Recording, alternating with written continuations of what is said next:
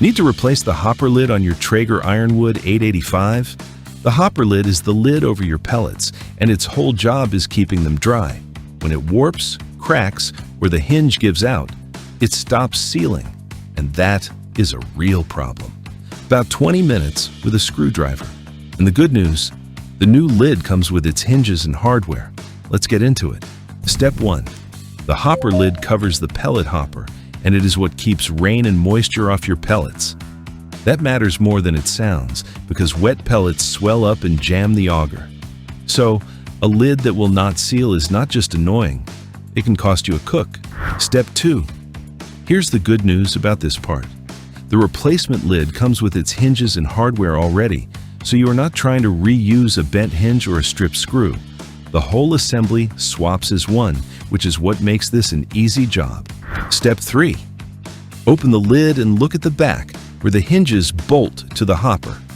Take out that hinge hardware and lift the old lid and its hinges off together. Work over a closed or empty hopper, so you do not drop a screw down into the pellets. Step 4.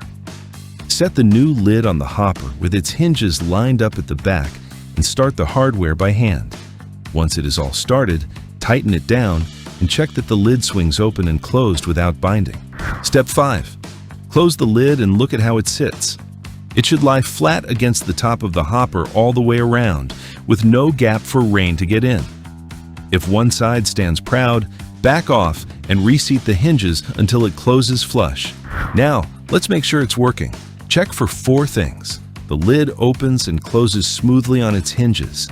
It sits flush and seals against the hopper when closed.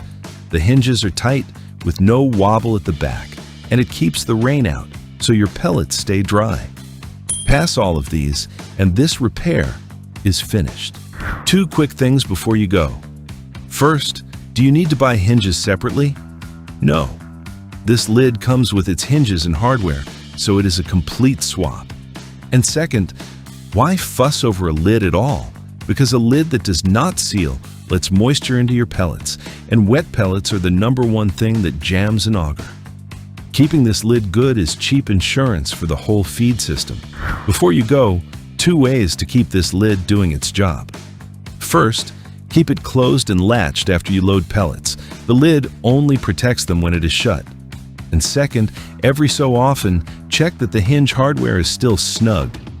A loose hinge lets the lid sit crooked, and a crooked lid is how the seal goes bad in the first place. That's it. Everything we used is linked in the description below.